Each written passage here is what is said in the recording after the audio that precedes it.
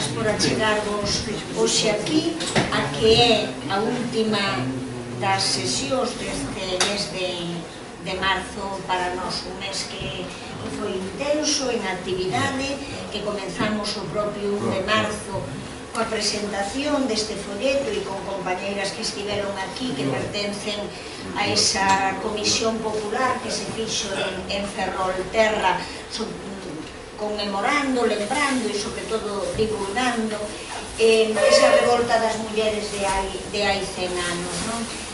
Nos, de xeito, moi modesto neste folleto, pero un pouco máis amplo na nosa página web, que podedes ver, chamase ACEDE, Asociación Cultural Alexandre Bóveda, todo seguido sin punto, e logo .gal, temos un traballo así de hemeroteca, é do que fixemos basicamente dos xornais da época, como contan, como no caso da Coruña, centos e centos de mulleres saen á rúa, apedrean comercios daqueles que acaparaban alimentos e, por tanto, unha revolta das mulleres pola vida, unha revolta contra a fame, non?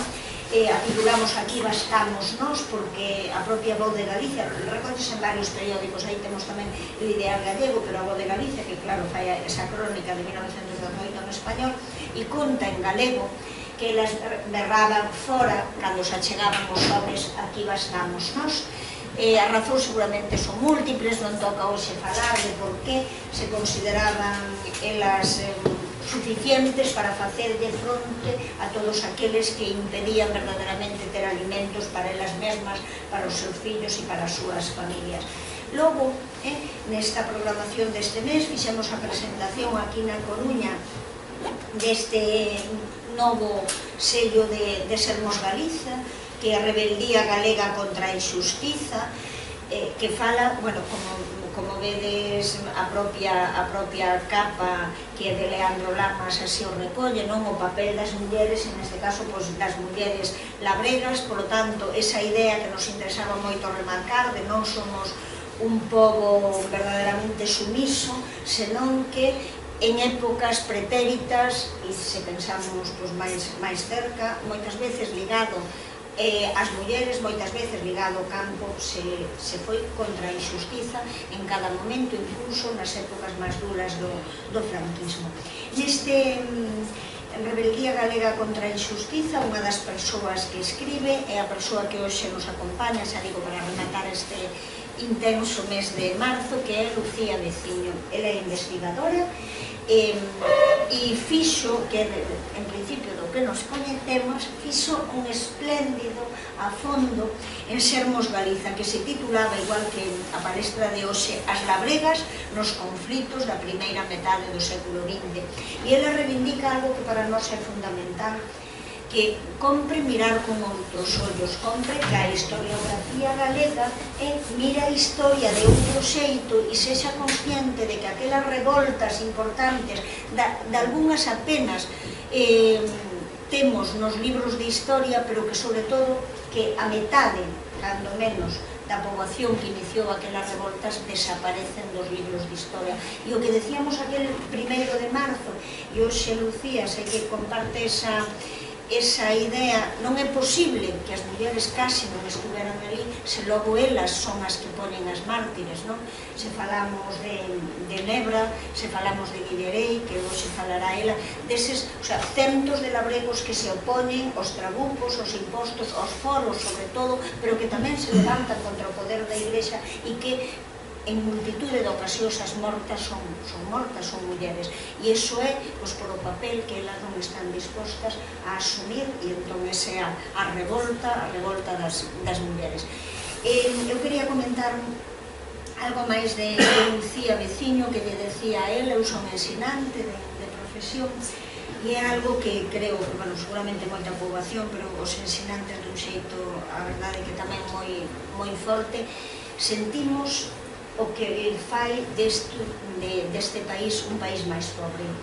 Facemos un esforzo social por manter unhas universidades de moita calidade, as familias fan esforzos enormes por estudar os seus fillos, as propias mozas e mozos fan ese esforzo para formarse, e logo este país os bota a traballar fora. A verdade é que a veces repetimos eso de somos unha colonia, e parece que eso só lo repetimos os nacionalistas por chamedes como queirades, pero cando unha investigadora con un traballo tan espléndido, tan importante, tan singular, tan diferente ao que estamos facendo, tan necesario para buscar eses referentes femininos, ten que ir a traballar fora e non pode estar aquí facéndonos máis rico, desde logo, algo estamos facendo mal e quero responsabilizarme pola parte que nos toca, será simplemente botándonos aí da rúa a comernos a alguén ou a pedrearse cara a casa.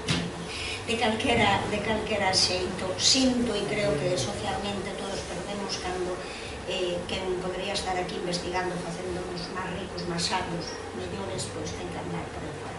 Lucía, cando eras? Bueno, boa tarde a todas e a todos. Antes de nada, darle as grazas á Asociación Cultural Alexandre Bóveda por convidarme a estar hoxe aquí, a Xurxo, a María José. E bueno, María José fixo así un resumiño xa pequeno, un pouco da miña andaina, pero sí que vos quería comentar por que acabei eu hoxe aquí. Este a fondo era un proxecto que empecé no ano 2015 dunha tese doutoral que ao final, bueno, por unha cuestión económica tiven que abandonar. É dicir, facer un traballo así ten un custo económico porque, bueno, se xa cando estudamos o papel dos labregos e do rural xa non é fácil atopar fontes primarias ou atopar documentación, porque a historiografía galega sempre se centrou, e agraria concretamente, sempre se centrou muitísimo no caso dun sistema de subsistencia ao paso dunha economía capitalista, pero non profundizou, non quixo ver máis alá de como os labregos sufriron este cambio, é dicir, non se focalizou nas vivencias, e isto agrandase, profundízase moito máis cando falamos das mulleres que están completamente invisibilizadas. Entón, para sacar adiante unha investigación así, isto requería ir aos arquivos, requería facer moita movilización, e, bueno, chegado o momento, isto douselle parón e decidín marchar. A investigación quedou guardada nun caixón hasta que hai 3 meses máis ou menos, 4, recibín unha chamada do Sermos e que me propuñía facer este afondo. A investigación sacouse do caixón e empezouse a darlle un pouquiño de forma, porque realmente na máis que son anotacións. E son anotacións de un par de arquivos aos que puiden visitar, de lecturas, de apuntamentos, un traballo que se foi sacando nunha biblioteca de Compostela. Con isto quero dicir que eu non son ninguna especialista no tema e que isto, que habería moito que pulir e hai moito que traballar para saber o que hai realmente detrás do papel das nosas labregas. Como objetivo desta investigación, ou non tanto objetivo, porque a tese, como dixo, non se chegou a levar a cabo, pero sí que había dúas cuestións que eu quería poñer en valor. A primeira é o rural, é dicir, ver o rural e a aldea dunha forma diferente. Eu que veño dunha parroquia de Ponteceso, que me criei ali, e desde sempre vin que había como certo desprezo cara ao rural, unha forma de ver o rural como unha perspectiva desde fora, basándose nesa idea de que aí non hai ou falta tal, que non hai comercios, faltan negocios, faltan beirarrúas, non hai ocio, e que eu creo que realmente que esta visión vista dende fora que é moi reduccionista e non nos deixa realmente ver o que hai, que hai diversidade ecolóxica, hai outro ritmo de vida, hai calidade de vida, hai construcción inteligente, é dicir, eu creo que para min era importante pôr en valor o medio rural e velo como un espazo tamén de resistencia, de colectividade e de movimento de solidaridade. Eso por un lado, e por outro, desde logo, darle un enfoque de xénero. Para min era vital poñer en valor as mulleres, concretamente as labregas, porque se ainda a día de hoxe, é dicir, que teñen un peso inmenso no sector primario, siguen invisibilizadas, non temos máis que botar a vista atrás e situarnos nas movilizacións de hai ano e medio, 2 anos, pola subida do prezo do leite, ou as tractoradas, as asambleas, é dicir, nós se collemos os xornais, é dicir, se dentro de 15 anos ou dentro de 20 miramos os xornais que recollen a movilización que se viviu en Compostela ou en Lugo de hai ano e medio, 2 anos, non vamos a ver mulleres nas fotos.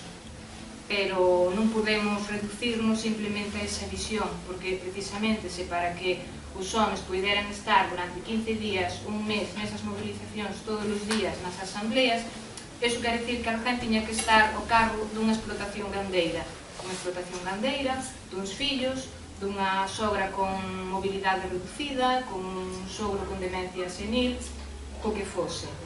E entón creo que hai que ir máis alá, é dicir, e buscar sempre unha forma de fiar un pouco máis e de visibilizar realmente as labregas, non? E ademais, cando falamos das labregas galegas, que eu creo que xa están triplemente invisibilizadas e marxinadas, eu sempre o digo, primeiro, por ser mulleres, por vivir nun sistema dominado polo patriarcado, que xa de por sí vai invisibilizar todo tipo de actividade que elas fajan, por vivir nas aldeas, que xa son espazos marxinais, e máis aínda en aldeas galegas, é dicir, por estar nun territorio xa de por sí, como ben dicía María José, desde un punto de vista político completamente colonizado e ademais na periferia da periferia.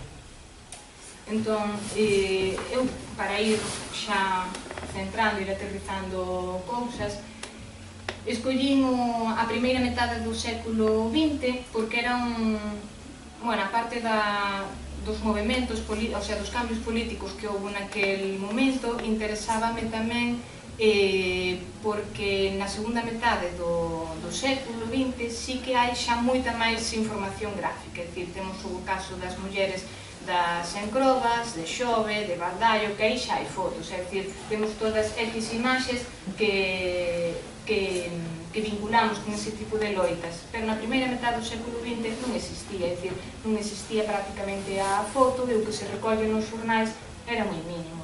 Entón a min interesábame buscar un pouquiño neses conflitos anticaciquís, antiforais, é dicir, o papel que xogaron as mulleres.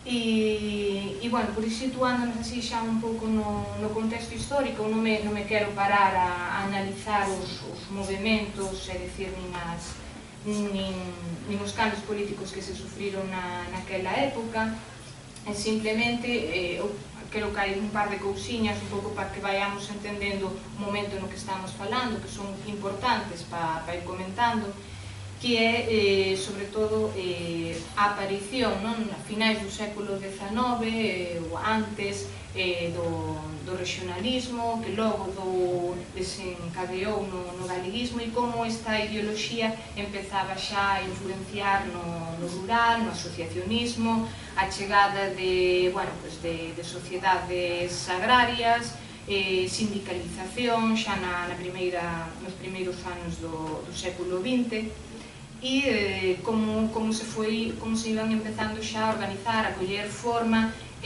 as diversas loitas como se iban focalizando as diversas loitas que aparecían no agro galego. Isto por un lado, e despois o acceso que as mulleres empezaban a ter tamén nos movimentos sindicais, nos movimentos culturais. Aquí temos o caso das Irmandades da Fala, ano 1916, que agora nos últimos tempos estás investigando un pouquiño máis, profundizando na imaxe das mulleres que participaban na figura, na obra delas. O que pasa é que eu aí sempre son un pouquiño cuidadosa, non? Eu creo que non se pode extrapolar o acceso destas mulleres ás Irmandades da Fala ou a nivel cultural, sobre todo, ou destas mulleres de cidades, das urbes, as mulleres do rural galego. Se xa nas cidades o nivel de alfabetización era moi baixo nas mulleres, se nos metemos nas aldeas, no rural, era moitísimo máis. É dicir, estamos falando de que a propia desigualdade xa empezaba nas casas. É dicir, as nenas con 5 anos xa estaban cuidando dos irmáns pequenos, mentres que os nenos, bueno, pues, os traballos que se lle estaban asignados eran traballos moito máis físicos, entón había que esperar que o neno medrara un pouco. Entón, eran situacións completamente distintas e por isto as nenas iban moito menos que os nenos á escola. Isto lévanos tamén a analizar xa outra cuestión que é o tema da emigración, que neste momento era moi importante porque empezaba a emigración cara a América, xa desde finais do século XIX. Entón, a quen marchaba primeiro para a emigración? Pois aqueles que tiñan, polo menos, un nivel básico de alfabetización, polo menos que souberan escribir o seu nome. E primeiro iban os homes, en algúns casos eles volvían despois de estar moitos anos fora, e noutros, bueno, pois cando eles se instalaban, levaban as mulleres, pero isto provocou que moitas aldeas de Galicia naquela época quedaran sen homes ningún, se foran as mulleres as que tiveran que sacar adiante a casa, as débedas e a familia, non? Entón, un pouco para ir vendo como encaixamos despois todo o contexto que vamos falar. Así como dicía que eu creo que non se pode extrapolar o caso das mulleres que participaron nas Irmandades da Fala ou esa inquedanza cultural, política que empezaba a nacer, que non se podía extrapolar ao rural. Eu creo que hai outra cuestión que é vital, que é o ano 36, cando empezou a guerra. Eu creo que eso sí que se viviu de forma distinta, é dicir, xa había unha conciencia de clase, no mellor non de forma que elas non o vivían de forma colectiva, pero xa existía esa conciencia de clase. Despois elas empezaron a materializalo de outra forma, é dicir, desde os primeiros meses, que isto a verdade é que se recolle moi pouquiño, só fixo aí un traballo Aurora Marco. As mulleres alistáronse nos batallones, é dicir, elas, desde os primeiros meses, empezaron xa, moitas galegas empezaron na guerra. Que pasa? Que despois foron quedando relegadas moitas veces a traballos auxiliares. Unha vez que remata a guerra, quedan igual que, é dicir, quedan divididas pois, polo bando dos vencidos, bando dos vencedores, e ademais de sufrir a represión aquelas que militaban directamente, é dicir, en sindicatos, en organizacións políticas, sufren a represión por ser mulleres de, fillas de, irmáns de, é dicir, aínda que elas non tiveran militancia política alguna, non? E moitas delas acabarán botándose ao monte, é dicir, as maquis, é dicir, a guerrilla galego-leonesa, e funcionaron en moitísimos casos como bueno, para avisar de que chegaba a Garda Civil, mensaxeiras, aprovisionamento, levar comida, pasar armamento, é dicir, moitas veces funcionaban de enlaces, un traballo que non se lle recoñece porque se cara non estaban no monte como estaban os seus compañeros, pero que se xogaban a vida todos os días. Entón, é dicir, cando falamos das revoltas na primeira metade do século XX, é dicir, non é algo que xurdira dun día para outro, é dicir, que xa existían antecedentes que, bueno, pois, ademais que viñeron a raíz un pouco antes, igual, de que empezara a Primeira Guerra Mundial, e que se vanse concretizando en actos concretos. Por exemplo, no 1886, como motín dos consumos aquí na Coruña, uns anos máis tarde nas revoltas das prazas de Abastos, é dicir, eran anos nos que non había boas colleitas, nos que ademais a Primeira Guerra Mundial provocou que non había nin centeo, nin grau, é dicir, era épocas completamente de desabastecemento, non? Entón hai un historiador, Hobsbawm, que el dan chamar todos estes movementos e motíns e revoltas que provocaban as mulleres, sobre todo nas prazas de Abastos, como rebeldes primitivos. El fai esta distinción para diferencialos daqueles movementos organizados, sindicais, e sobre todo levados a cabo por homes, non? É dicir, é unha forma tamén de non darlle ese valor, de non darlle esa connotación ou de non poñelos ao mesmo nivel daquelas revoltas sindicalizadas. Bueno, Hobsbawm pode dicir que eran todos rebeldes primitivos que queiran, pero realmente estas mulleres tiñan o control e o coñecemento absoluto de como funcionaban as prazas de abastos. É dicir, elas poderían paralizar unha cidade ou unha vila se lle daba gana, porque sabían, elas eran as que levaban os produtos, as labregas, eran as que vendían, sabían quen compraba, quen vendía, quen precisaba, quen non precisaba, e así foi como se montaron moitas revoltas aquí, é dicir, ademais que iso era unha forma tamén de estenderse nas cidades, porque ao final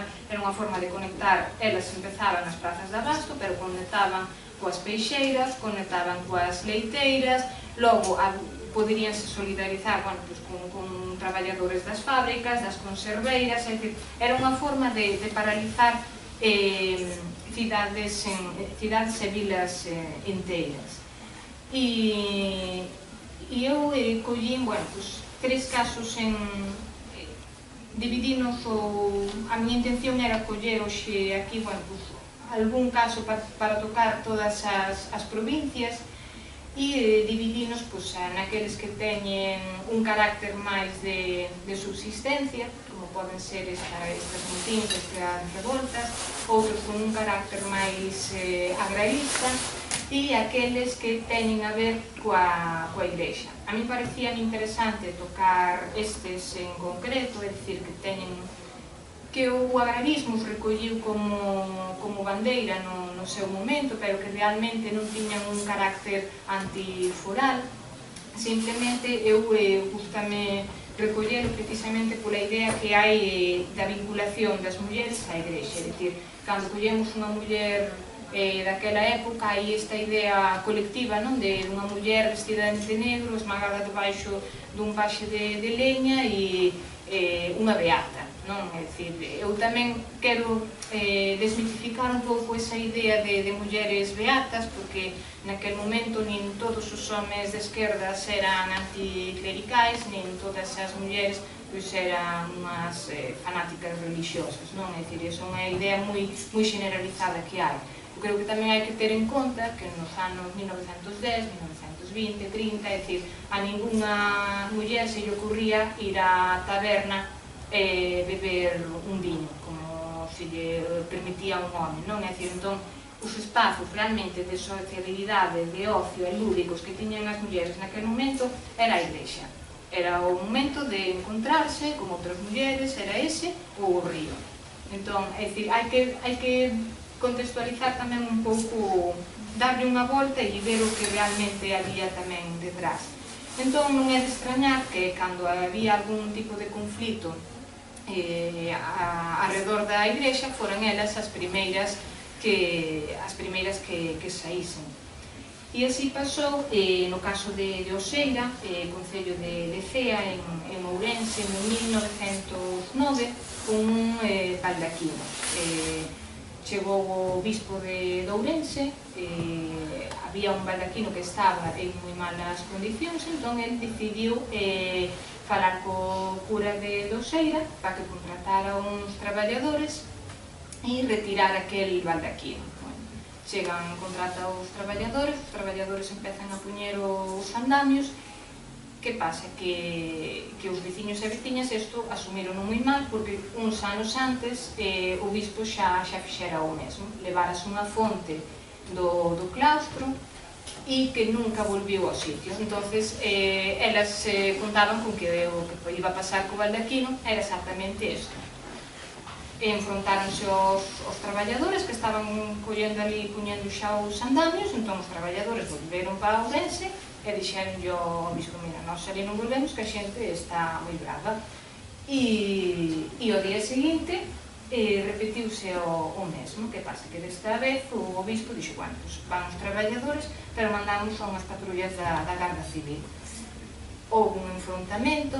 Ese mesmo día xa morreron dúas mulleres, unha delas, Carmen Varela, tiña 14 anos, ou sea, era unha nena, e é un dos conflitos dos que prácticamente non se fala nada.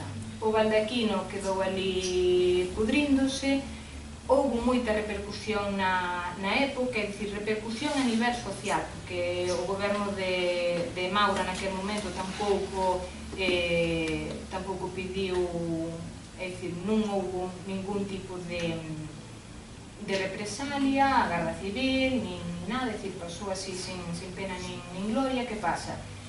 Que o rural naquele momento xa empezaba a organizarse de outra forma, é dicir, xa empezaban a aparecer as sociedades agrarias, Solidaridade Gallega, varios colectivos, e además estaba chegando ao rural un cura, Basilio Álvarez, que empezaban a mobilizar de outra forma. Houve moitas concentracións, manifestacións.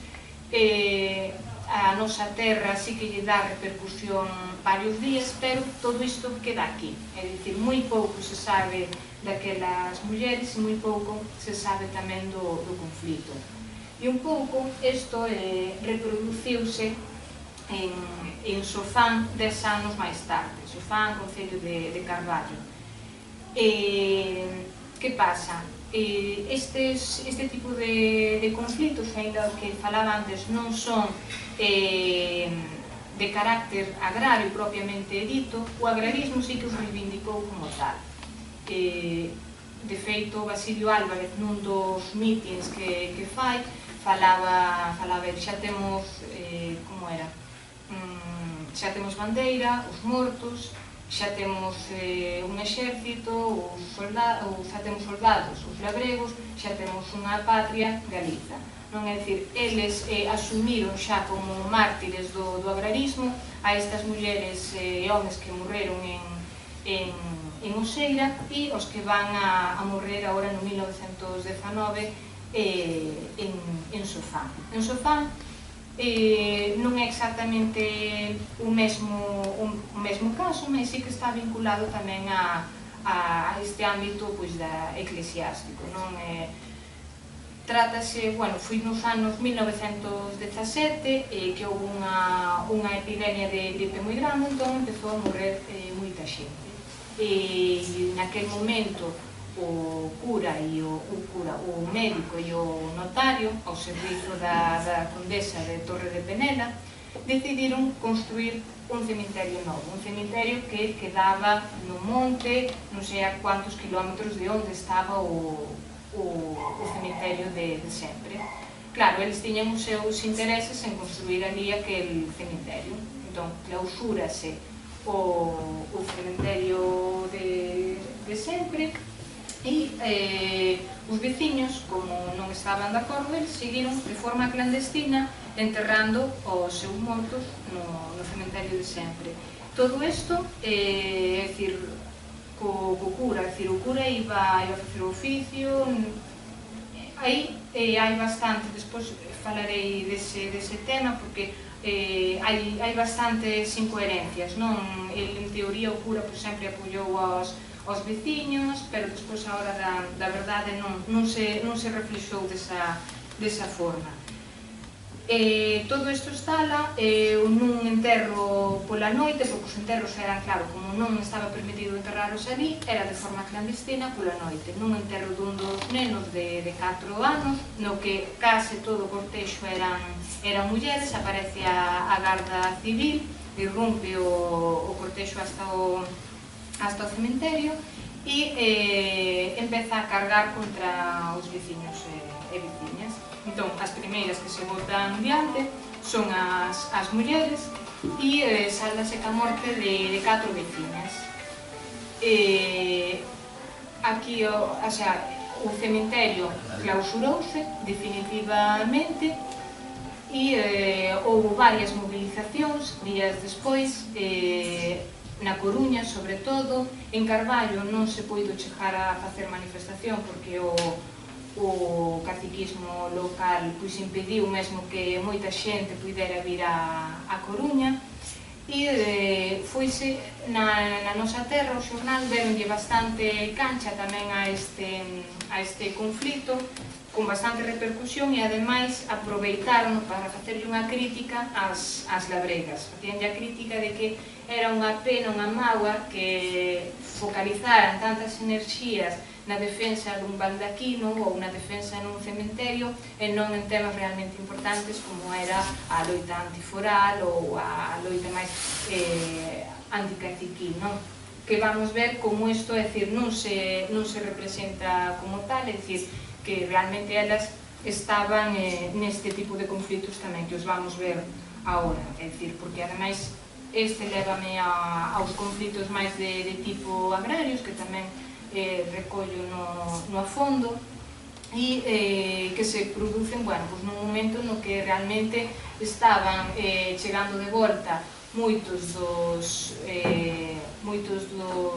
emigrantes que xa marcharon a Porto Rico, a Cuba, volvían, bueno, pues con outro tipo de ideas máis progresistas, moitos deles tamén con intereses políticos que chocaban cos intereses do goberno local, e así, bueno, pues vaise creando outro tipo de sinerxias a nivel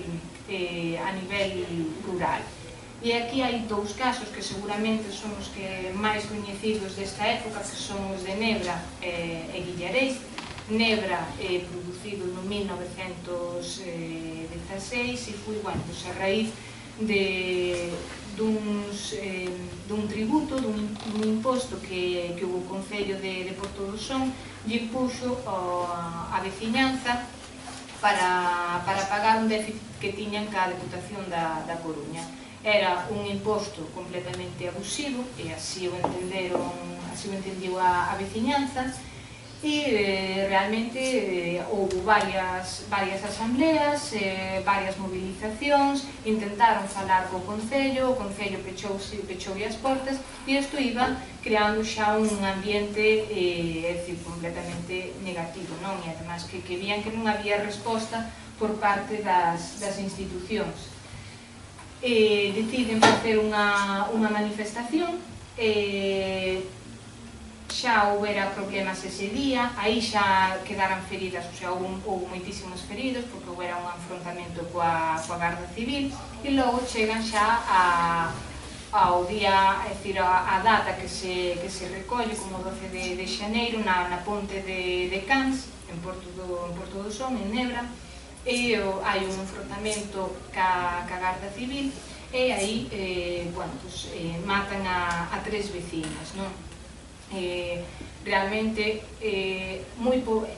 o que nos atopamos en todos os casos é o mesmo, é dicir, que moi pouquiño se sabe delas, sabes moi pouco deles e moito menos delas, non?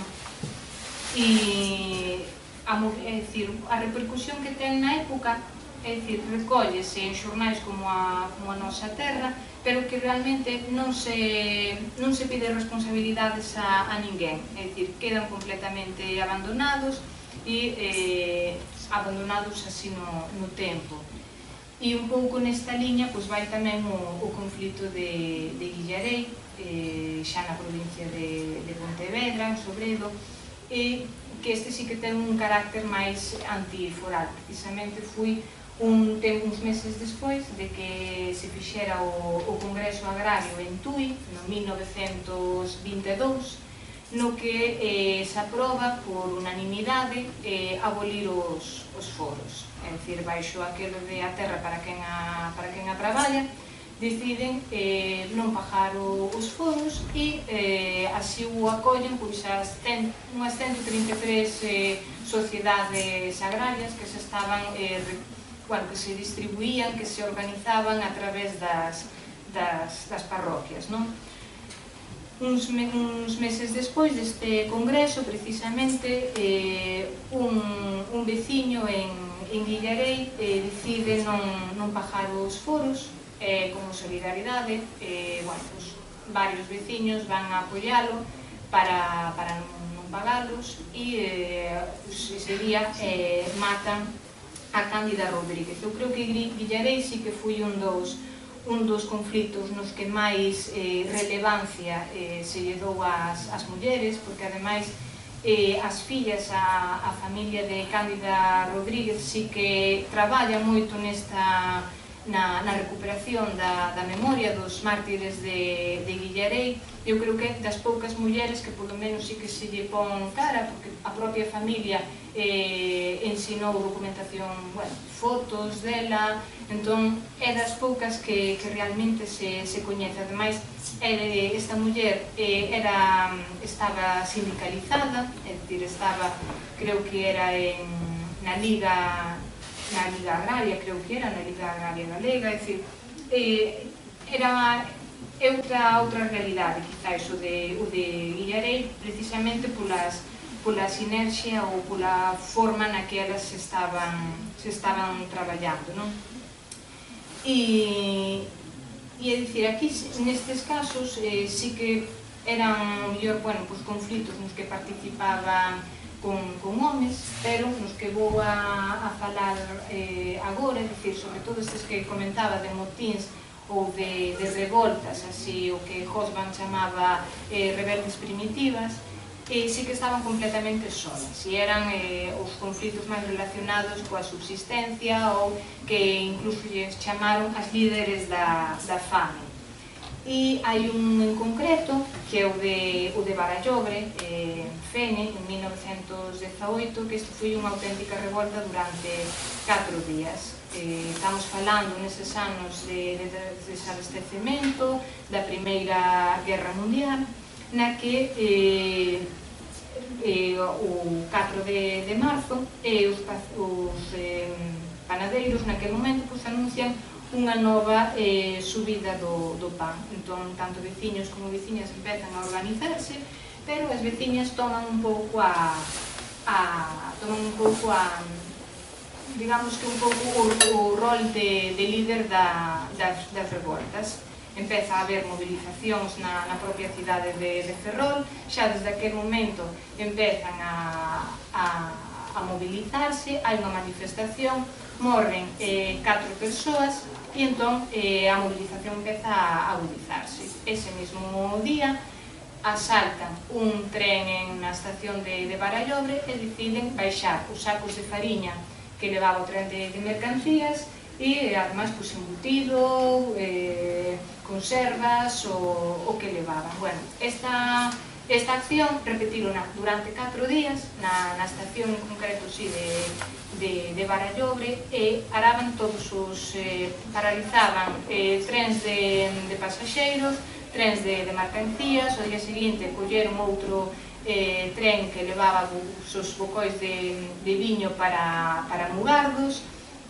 É dicir, foi unha movilización que foi dirixida por unha muller, Aurelia Pedreira, pero que se repetiu durante 4 días, nos que desmantelaban marquesiñas, desmantelaron comercios, apedreaban as estacións de tren, paralizaron a rede ferroviaria, perseguían os xefes das estacións. É dicir, todo isto así de forma que a historiografía galega recolle de forma moi desorganizada, pero que realmente, é dicir, había unha colectividade, porque en moi pouco tempo foron capaces de xuntarse 150 mulleres para paralizar completamente a comarca de Ferrol, non? E un pouco o mismo pasou no Saviñao, pero 30 anos despois. Ademais, o caso de Saviñao é moi paradigmático, porque é unha revolta máis propia dos anos do antigo réxime ou da Galiza decimonónica que do ano 1946, é dicir, mediados do século XX. Isto dá tamén pé a pensar a situación de atraso que sufría o país naquele momento, de atraso e de fame.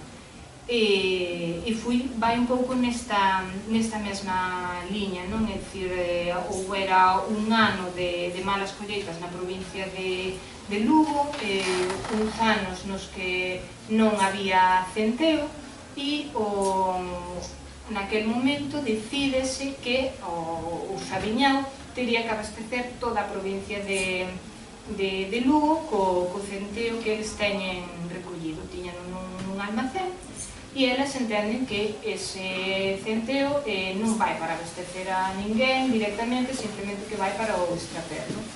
Entón, elas opóñense desde o primeiro momento, pero empezan a ter reunións, empezan a organizarse, van ao Concello para que lle busquen unha solución.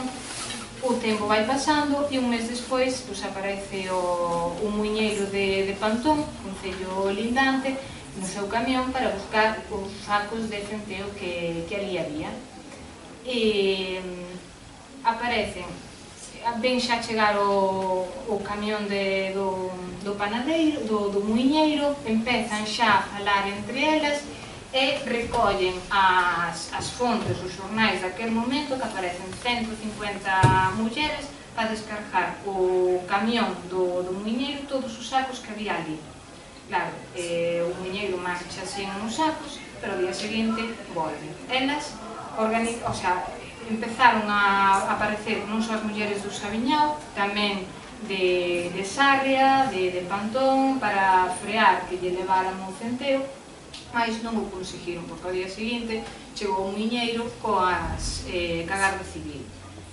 Non frenaron, pero desde logo eu creo que é un exemplo de organización, de solidariedade, de resistencia, exemplos que se movían no momento e que moitas veces a propia historiografía galega quere restarlle importancia, como fan algúns historiadores, que dicían neste caso do Sabiñao ou no de Barallobre, que eran os homes realmente os ideólogos, pero que usaban as mulleres porque dicían que as represalias da Garda Civil non iban ser tantas se era unha muller a que estaba nunha manifestación ou a que estaba nas revoltas ou descargando os sacos, é dicir, que a Garda Civil iba a responder de forma diferente.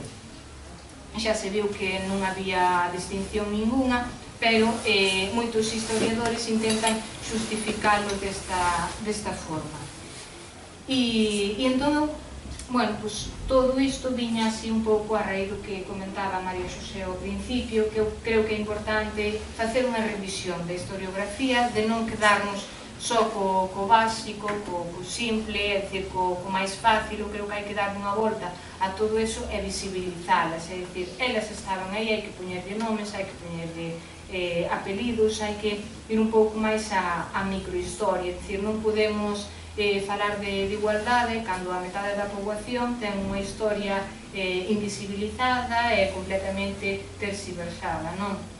Eu creo que hai que traballar un pouco nesa liña e traballar nesas medias verdades que moita historiografía galega defende, non? Como o feito de que as mulleres non estaban integradas nos movementos sindicais naquela época, que non estaban nas organizacións agrarias. Eu tamén creo que hai que ter en conta que naquel momento moitas sociedades agrarias, moitos sindicatos a nivel rural estaban en mans de curas con ideas progresistas, como pode ser Bautista Basilio Álvarez, pero que non deixan de ser, que non son o exemplo máis paradigmático de liberación da muller, non? Entón, creo que hai que desmitificar ou hai que ir resolvendo esas medias verdades. E ademais que nos casos nos que elas eran socias destes sindicatos, porque, que estaban nestes sindicatos como cabezas de familia, porque os homens estaban na emigración e eran elas as que lle correspondía asumir este rol, non se lle deixaba acceder a cargos directivos tampouco. E logo o que falaban, non? Grandes moitos historiadores que recollen que que elas moitas veces eran recollidas ou que se usaban como escudo humano nas movilizacións e nas manifestacións, porque a Garda Civil non iba a responder contra elas como a homes. É dicir, son ideas moi, eu creo que moi pouco sostibles e que é hora de que, bueno, de que a historiografía lle dea unha volta e de que se empece a traballar un pouco máis nesa liña.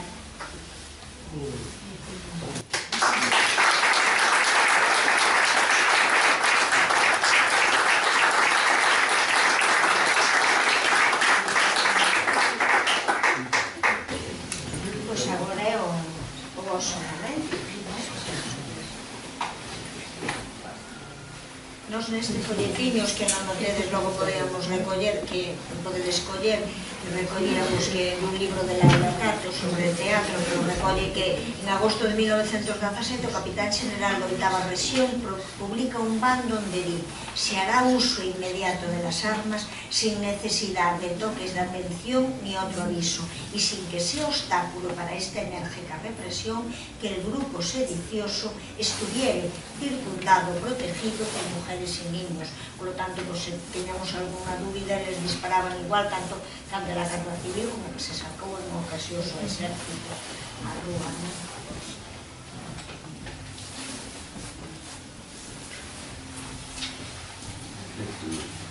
Ahora un momento de acribillar a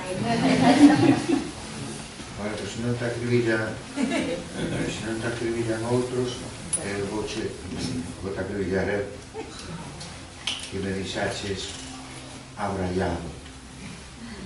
Vou resumir en dous sentidos. En primeiro sentido, eu tiña algunha idea deses conflitos. Xa desde pequeniño, mirando as estampas que están aí recollidas de Castelao, un padre nuestriño polos mortos de Nebra, Sofrano. E tamén na novela Xente ao lonxe de Rolando Bencomo, a primeira edición que eu lín tiña na portada, que despois coa reforma das portadas modernizándose, pois non a repetir, unha foto Xente ao lonxe. Claro, dentro da novela tamén se recollen o conflito de Oseira, pero xa na propia portada xa me chamaba a atención que era un recorte de prensa. A prensa ainda daba recoñecido un pouco o pez de foto, e a foto que se vía era a Garda Civil no claustro de Oseira. Aquelo xa sempre me chamou a atención aquelo, o sea que polo menos no campo do galeguismo algúns ecos tamén escritos figuraron, gráficos. Castelao, que hasta creo que o Castelao en algún momento conta como da súa avoa esa estampa de un padre nuestriño sí que o facían na súa propia casa, que lle mandaban rezar co rosario, pois algún padre nuestriño polos mortos de Nebra de Sofrano.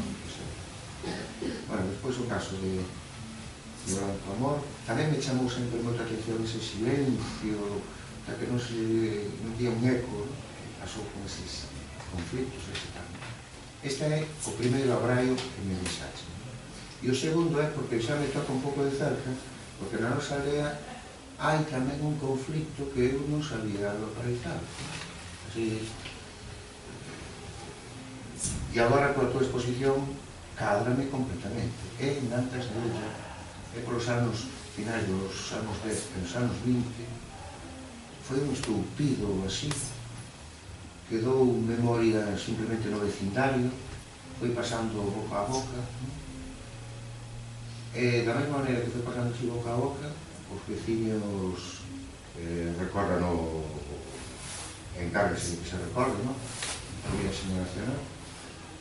E tamén a única crónica escrita foi naquelas prensas locais, non eran os periódicos provinciais, era aquela prensa local, se chamaba el Eco de Lulla ou la Voz de Lulla, e tamén hai polo medio un cura.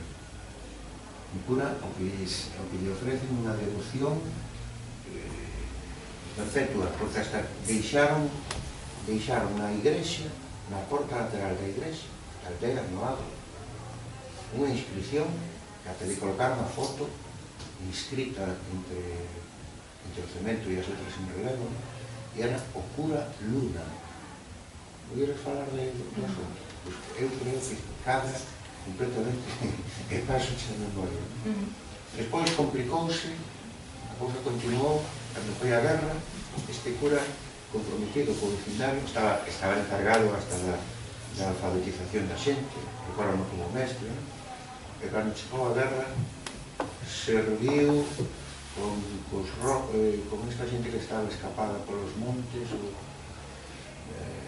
e algún que se escapada do frente nacional, para apuntarse ao frente republicano, e que o pillaban unha vez, de dúas, e sempre velando por eles, hasta que dixo, mira Manoliño, eu xa chegou a morrer, e non vai haber que te vai a valer. Efectivamente, cando morreu o cura, aquel xa non volveu a pasarse máis vez. Bueno, quero dicir que eche de pasar a diferencia, e conservamos as fotocopias desas crónicas locais, xa de unhas fotocopias daquelas primeiras fotocopiadoras que casi non podías tocar. Así que, moitas gracias por la obra. Gracias a ti polo apunte e tomar notas, pero o que falabas, antes de que isto moitas veces pasa de máis que nada iso, o que se recolle a nivel oral, porque hai moi pouquiño, hai moi pouco tangible no que poder recoller iso, é dicir, moitas veces non hai nin monumentos que recorden esta época, é dicir, así pasou co Doseira, por exemplo, os veciños de Oseira no 2009, de feito, é dicir, fai relativamente nada, quixeron facerle un monumento aos mártires e concretamente ás mulleres, é dicir, poñelas en valor, e atopáronse coa oposición do propio Concello. É dicir, o alcalde dixo que non, que era remover en augas pasadas, e decidiuse que non se iba a poñer. E conflitos destes hai moitísimos, pero eso, completamente esquecidos, nos que non hai fontes, non hai onde recurrir, ou das coa familia daquelas mulleres e homens que foron asesinados ou que o viviron no seu día, ou senón é moi difícil, porque iso pasa da tradición oral, pero que cada vez vai indo a menos, evidentemente, porque estamos falando de conflitos de hai 100 anos. E creo que se me especial decir, neste conflito houve mortos, tan ser non ser capaz, que ademais, eso desde un punto de vista gráfico tamén está no agrarismo e no galeguismo. Non é raro que as Irmandades da Fala teñan como símbolo a fogo, e que as portadas dos libros de Ramón Cabanillas que lle fai Castelao apareza a campá e unha man que está tocando o badal. Porque agora aquí tamén se tocaron as campás, para a chamada dos veciños, o principio do conflito era por uns embargos que lles iban a facer uns veciños. Tocaron as campás, xuntáronse, a Guardia Civil, houve carga, agora non se fixar se houve 2, 3 ou 4 mortos ou mortas. Hai que volver a recuperar as fotocopias. Iso é como memoria tamén. Eu non o conocía, ese en concreto non tiña constancia de... Ten todos os ingredientes que acabas de... No caso de Guillerei que falabas, non, o de Tui é así, así se conta, non tocan as badaladas, chegan centos e centos de labregos e tamén, e é un embargo, non? Un embargo de alguén que se negaba a pagar os foros, non? Parece unha historia que se debe repetir, e era como se chamaba a xente a golpe de badaladas. Despois é curioso que o sistema antiforal é que, bueno, o sistema dos foros é que, é dicir, os foros abolíronse no ano 23, pero é que houve moitas familias que nos anos 80 estaban pagando os foros. É dicir, porque non foron conscientes nin da abolición dos foros. Había familias que, sí, nos anos 80 estaban pagando un foro mínimo, moi mínimo naquel momento, pero era unha renta que estaban ainda pagando. Na 93 empezáronse a redimir, o sea, aprobouse a lei. Sí, e despois o decreto lei ainda apareceu. Foi o pistoletazo de seguida, pero para chegar a redimirlos, como sempre que estivo... No, eu simplemente que dicir que aquí despois nos 70 e pico houve a cuota empresarial. A cuota empresarial ao final tamén era un imposto totalmente injusto e bueno, dicir, foi unha batalla que se perdeu, ganouse a longo plazo, pero que se perdeu inicialmente. E é curioso que eu acordo en San Vicenzo dunha señora, bueno, no Concello de Vila Santana, que unha señora que 10 anos despois ela non pagou. Normalmente quedou un núcleo que se negou a pagar en Lugo, que intentaron embargarlle e tal, e que resistiron, pero ela quedou sola e non pagou. Ela co home falaran nunha casa, o home morreu, e ela dixo que seguía e non pagou. E despois había o caso do PP daquele momento, que sigue sendo doxe, pero que sí que pagaran todos, e despois era a injusticia que cando sacaron a conta, ela nunca pagou e os outros pagaron. Entón sempre se queixaban de que fulana non pagara, de que Carmen non pagara, e que nunca pagara, e que se rira de todos, porque ao final eles pagaran e ela non pagaba. E quedou no medio de toda a parroquia, quedou. Entón, eu creo que sí que hai moitos casos por aí que merecían a pena, bueno, que hai que estudiar, bueno, todo tipo de movilizacións sempre estaban elas detrás ou diante. É dicir, que moitas veces non só quedaban na casa, nas reunións eran as que incitaban a xente a mobilizarse, e, bueno, creo que sí, que temos moito que estudiar na historia.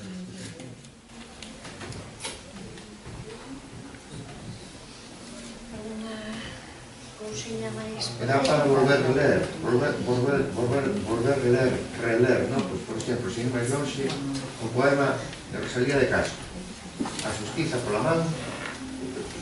Claro, con esta nova relectura non parece un exemplo de ciencia ficción, é dicir, está na voz dunha muller embargada, condenada á pobreza, fora da casa, os fillos mortos de fame, e que colle a xustiza pola man. Rosalía de Castro. Sí, as revoltas estables de subsistencia no fondo son eso, é dicir, a pedrada limpa ou tal, porque o que están loitando contra a fame, é dicir, o que pasa que son elas, non? E ademais, eu creo que hai outro factor que influe, non? Porque moitas veces son definidas como as líderes da fame, pero, é dicir, elas non collían, é dicir, non empezaban a liderar unha revolta só polo simple feito de que tuveran fame, é dicir, é que elas eran conscientes de que alguén lle estaba roubando algo que por dereito lles correspondía, é dicir, eu para min había unha conciencia, aínda que non estiveran sindicalizadas, había unha conciencia de clase inmensa e conciencia de colectividade, de axuda mutua, non? E eu creo que tamén é importante pôr en valor, si, é dicir, líderes da fame, pero ao mesmo tempo elas eran conscientes de que estaban roubando, é dicir, era unha forma de responder ás injustizas por parte das institucións e dos poderes públicos. Por iso, creo que é importante poñelos a par, non? Porque moitas veces, si, son líderes da fame, claro, vincúlase tamén a ese rol da muller, non? De sustento familiar, de cuidados da familia, dos fillos, pero ao mesmo, é dicir, a par está esa connotación de clase que eu vexo nestas revoltas, sin estar sindicalizadas, pero eu creo que é de manual, é igual a ideoloxía que está detrás disso. Na capital, señor Marcos, na Coruña, as revoltas contra os consumos tamén ten un protagonismo femenino moi grande e tamén puxeron mortas. E quedou, no Cemiterio de San Amaro, a columna que suscribiron as asociacións populares, os sindicatos, levantaron un monumento. O monumento consiste nunha columna rachada xa desde o principio, e están escritos os nomes dos mortos e das mortas. O sea que no ámbito urbano tamén as revoltas contra os consumos teñen todo ese carácter que estás dicindo. Asaltar os quioscos, asaltar os impostos odiados porque afectaban as clases máis básicas. Sí, nas cidades vironse moitos casos, eu falaba dos consumos na Coruña, revoltas nas prazas de abastos en Ourense, hai un moi similar en Nayarit, un asalto a un dos trens tamén de finais do século XIX, pero tamén era nun momento de creo que fora tamén un problema con un imposto e asaltaron en Nayarit ao paso dun dos trens, entraron no tren, descargaron os sacos de fariña que levaban, é dicir, destes casos repítense moitos, pero despois hai outros, é dicir, como cando fui a folga en Compostela dos canteiros e viñeron os portugueses a sustituir os traballadores, bueno, pois as mulleres dos canteiros recibiron os esquirois portugueses a pedrazos, é dicir, empezaron a apedrealos. Entón, casos como estes hai moitísimos, pero que non están recollidos, que simplemente eso pasan na memoria oral, pero hai inmensos,